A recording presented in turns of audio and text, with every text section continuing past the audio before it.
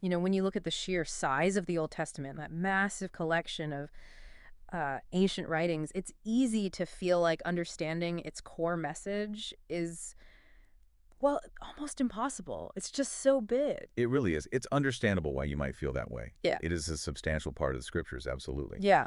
But what's fascinating is that the Bible itself kind of gives us clues, Yeah. examples even, of how to grasp the essentials. Well, think about Jesus' words in Matthew 22:40. Right. He says, all the law and the prophets hang on these two commandments: love the Lord your God Mm. and love your neighbor as yourself. Two core ideas. Exactly. And you've also got Micah, Micah 6:8. He has shown you, O mortal, what is good, to act justly and to love mercy and to walk humbly with your God. Just boom, right there. Powerful summary. Yeah. And even Moses, way back in Deuteronomy 10, verses 12 to 13, asks, and now, Israel, what does the Lord your God ask of you? And he lists fearing God, walking in obedience, loving him, serving him, keeping the commands for their own good. So this idea of boiling it down, finding the heart of it, it's actually in the Bible itself. Precisely. And that's really the aim of our deep dive today. We're going to try and explore the Old Testament through a very specific lens. Mm-hmm. 7 key sentences. Sentences drawn from across its many books. Okay. And we hope these offer, a pathway, an illuminating way into the grand story told in this huge library. Like a sampler platter hitting the crucial notes. Now, just quickly, for anyone less familiar, in most English Bibles, the Old Testament is sort of chopped up into sections. Right. First, the Torah, Genesis through Deuteronomy. People call it the law, but it's more like teaching, guidance. Guidance or teaching is a better translation, yeah. Yeah. Then you have the historical books, Joshua to Esther, tells Israel's story. Mm-hmm. Then the poetic books, Job, Psalms, Proverbs, Yeah. exploring wisdom, worship, life. Yep. And finally, the prophets, Isaiah down to Malachi, delivering God's messages. It's just worth mentioning quickly. The original Hebrew order is slightly different. They have the law, then the prophets, then a section called the writings, which includes Psalms, Proverbs, Job, and others. Okay. But the key thing for us today is that our 7 sentences, they come from all these different parts: Torah, history, prophets, writings, so we get a broad sweep. All right, let's dive in. Sentence number 1, the very, very beginning. In the beginning, God created the heavens and the earth. Genesis 1:1. Yeah. Feels incredibly foundational, doesn't it? Oh, absolutely. Profoundly foundational. In the beginning, those words kick off the whole thing. Yeah. What Jews and Christians see as the true story of the universe. Right. And think about it. The Bible starts with creation in Genesis 1 and 2, and it ends with new creation in Revelation 21 and 22. It frames everything. Wow. This first sentence sets the stage for everything that comes after. The whole sweep of God working to reconcile all things in Christ. Okay, so let's unpack that. How does this one sentence start tackling those massive questions we all have? Like, where are we? Who are we? What went wrong? What's the fix? It's amazing how fast the Bible gets to those, isn't it? In the beginning, God created. Right away, it tells you where you are in a world made by a creator. Mm-hmm. The creation story itself starts defining who we are, made in God's image. And then, very quickly, the story moves to what went wrong. Sin enters the picture. Yeah. And even there, right at the start, you get hints of a promise, a future solution brewing. And this idea of creation itself, it establishes that God is separate from what he made, but everything depends on him. Is that right? Exactly right. That's a crucial distinction. God the creator, everything else that created. It's not pantheism, everything is God. It's not monotheism, everything is just one undifferentiated reality. Right. The Bible consistently shows creation as distinct from God, but totally dependent on him for its very existence. You see it in places like Psalm 33, verses 6 to 9, Psalm 65, 9 to 13, Psalm 104. Even in the New Testament, Colossians 1:17, Hebrews 1:3, it's everywhere. And the text is so clear that this creation was good. God keeps saying it in Genesis 1. What does that goodness imply? Well, first, it tells you about God himself. He's a good God.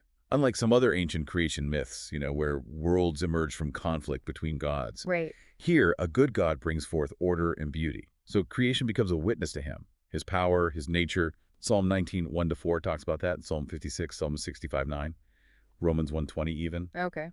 And second, because God declares it good, creation has intrinsic value. It matters to God, not just because it's useful to us.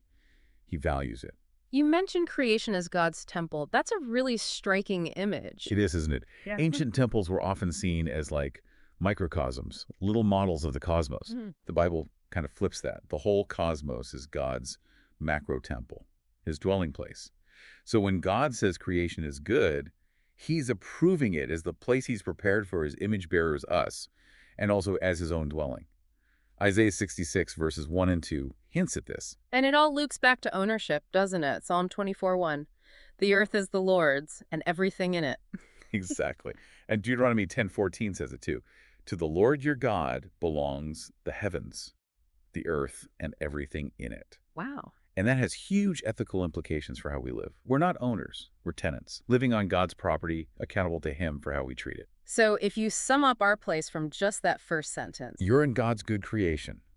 You're a tenant on God's property, Mhm. and you're made as an image of God in God's temple. That sets a huge context, which leads straight into sentence 2, although it's more implied from the story that follows Genesis 1, isn't it? It is, yeah. Basically, humans choose to distrust God's goodness, disbelieve his word, disobey his instructions, and this brings sin and evil into the world.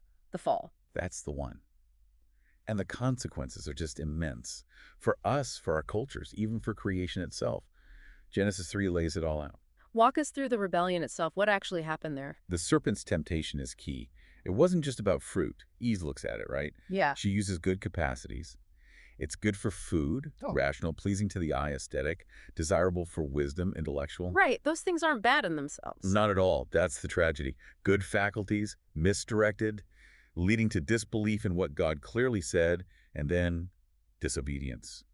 The core issue wasn't reason or beauty, but choosing to use them against God's word. And this act, this rebellion, it didn't just affect Adam and Eve, did it? It had wider ripples. Oh, cosmic repercussions. Mm. God tells Adam in Genesis 3:17, "Cursed is the ground because of you." Wow. Because humans have this key role and everything's connected, our rebellion messes up the whole created order. Paul talks about this powerfully in Romans 8, verses 19 to 23. Creation itself groans. And you see this longing for relief from the curse early on. You do. Lamech names his son Noah, hoping he'll bring relief from the suffering caused by the ground the Lord has cursed. It's Genesis 5:29. But it doesn't quite work out like that yet. No. Instead, you get the judgment of the flood in Genesis 6, affecting humanity and creation. God grieved, the text says. So the problem is way bigger than just individual mistakes. It's cosmic. Spoiled creation, flawed image bearers, fractured relationships with God, each other, the world. It's a mess. Which brings us neatly to sentence 3. Shifting from the problem to God's response. God initiates a solution through Abraham. Exactly right. Mm. So after the rebellion, after Babel in Genesis 11, humanity's scattered, the ground's cursed. Mm-hmm. It's a bleak picture. Mm-hmm. But even back in those early chapters, God had already hinted at a future plan. Yeah. For humanity, the earth, the nations. He wasn't giving up. We see the covenant with Noah in Genesis 9:11. God promises never again to destroy the earth by flood. Right. A commitment to life continuing. But then Genesis 8:21 admits humanity's heart is still inclined to evil. How does God square that circle? That's the million-dollar question. The Noahic covenant keeps the world going despite sin, but it doesn't fix sin. Okay. That's where the new plan, starting Genesis 12 with Abraham, comes in. God chooses to create a specific people, Abraham's descendants, Israel, to be the vehicle of hope for the whole world. And the core promises to Abraham, what were they? 3 main things you see in Genesis 12, verses 1 to 3. First, land Canaan. Second, descendants, a great nation. And third, hugely important, blessing for all nations through Abraham's line. That word blessing, Barak, in Hebrew pops up loads in Genesis, doesn't it? What does it really capture? Yeah, 88 times. It often means increased family, flocks, wealth, enjoying the good gifts of creation as intended. Okay. But, and this is vital, not the modern prosperity gospel, it's tied deeply to a right relationship with God and others. It has an ethical core. Interesting that the land promise takes time. Genesis 15:16 mentions the sin of the Amorites isn't yet full. What's that about? That's a really key point about God's justice. He won't displace the people already in Canaan until their own wickedness warrants judgment. Ah.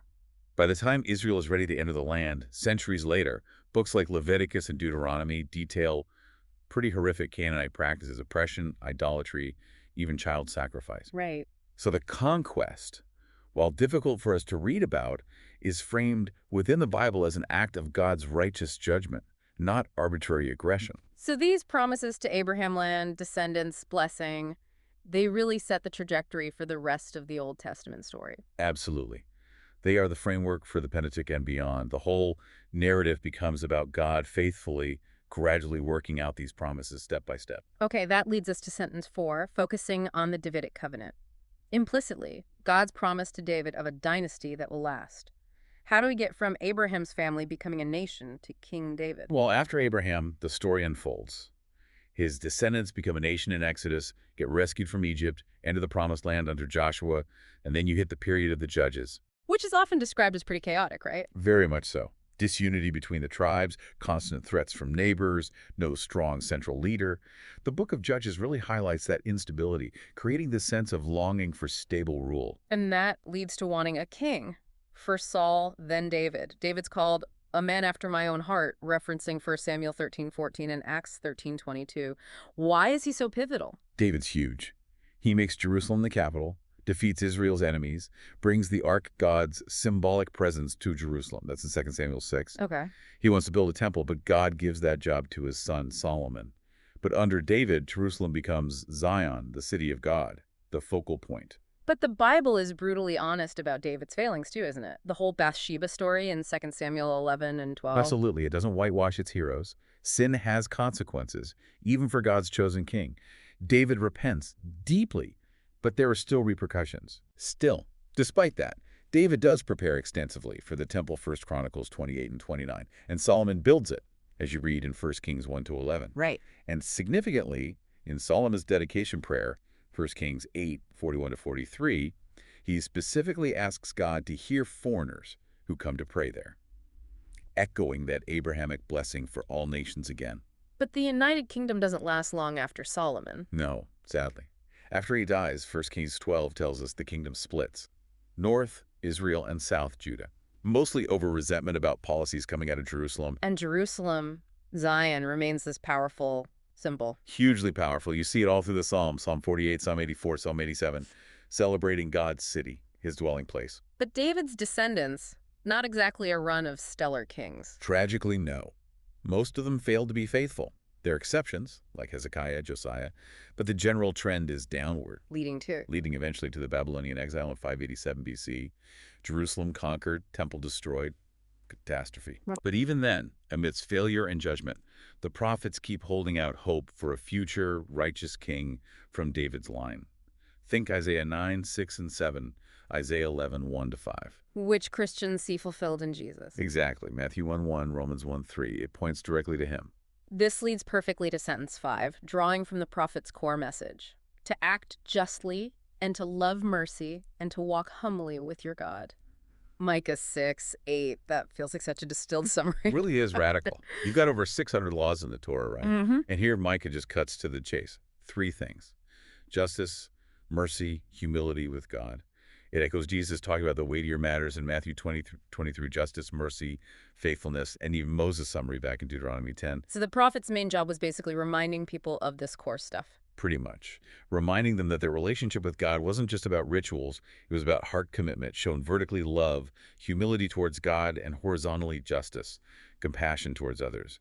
That covenant responsibility. Remind us quickly about the prophetic books themselves. Sure. You've got the major prophets, Isaiah, Jeremiah, Ezekiel, called major, just because they're longer books. Right. And then the book of the 12, often called the minor prophets, Hosea through Malachi. Minor, only in length, definitely not importance. And how they spoke. It Yeah. was often quite vivid, wasn't it? Very. Lots of powerful poetry. Jeremiah 2, for instance, uses these short, punchy lines, graphic language, grabs your attention, Mm-hmm. and picture language too. Metaphors, similes drawn from nature, daily life. Think of Ezekiel lying on his side, acting out the siege of Jerusalem on a mark. That's in Ezekiel 4 and 5.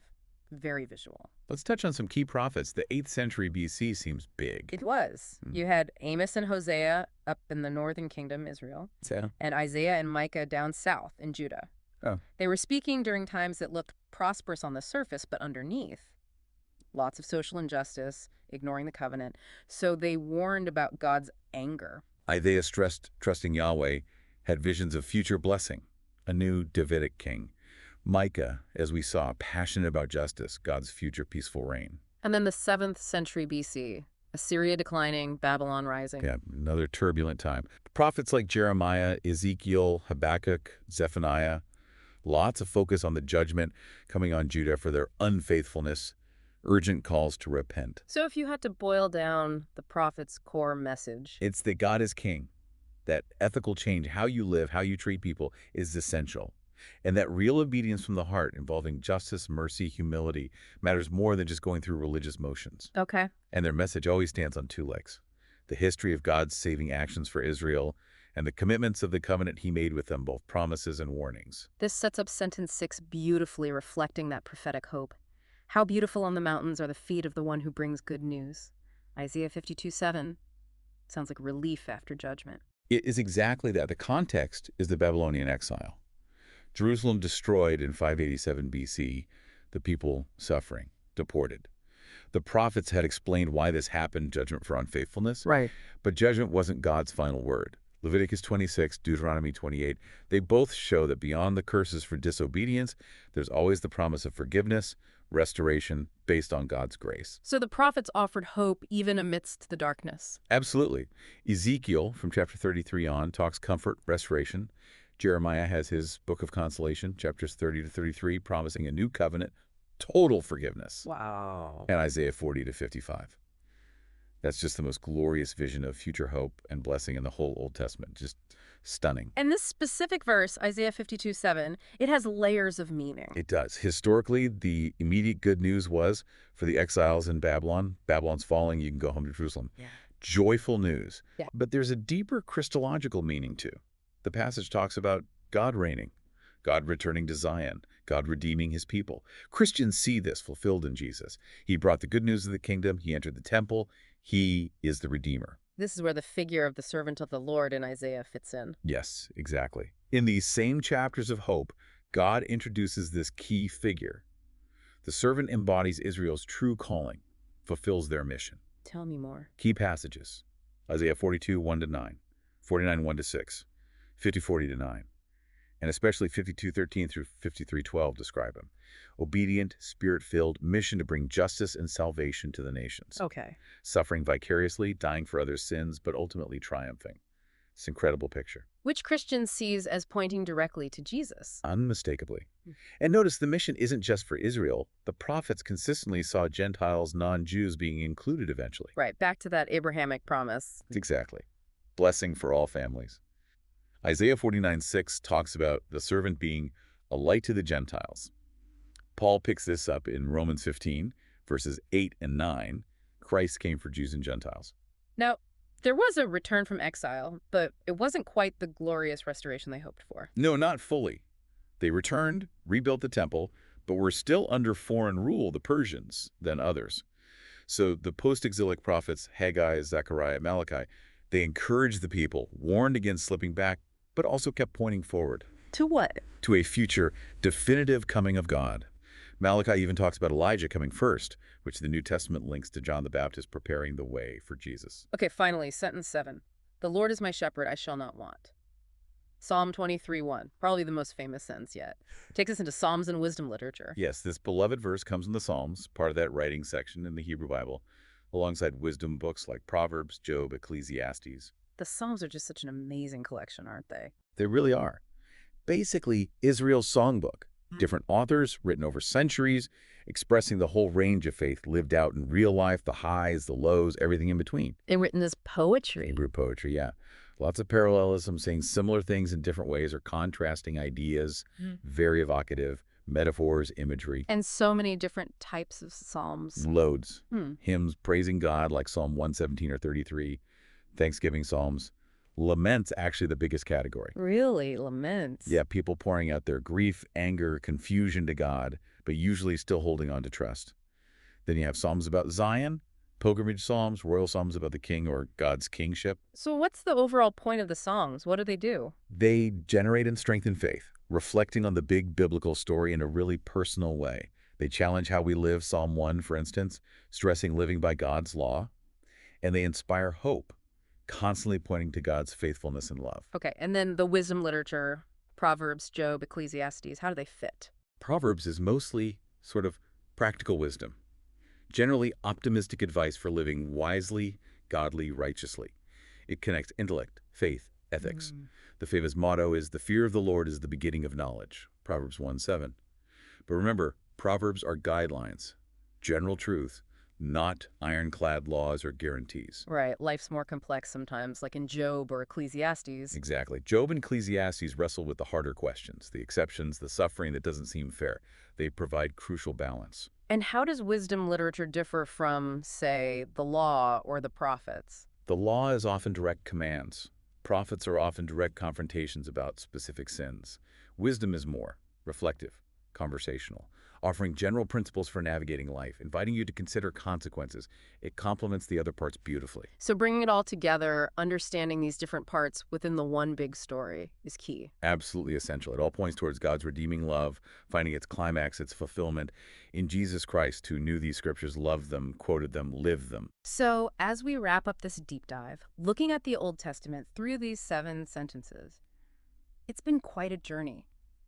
From creation, Mhm. through rebellion, God's promise to Abraham, the kingdom with David, the prophet's call, The hope of salvation. and the raw faith of the Psalms and wisdom. And all along the way, even these 7 sentences, they keep pointing forward, don't they?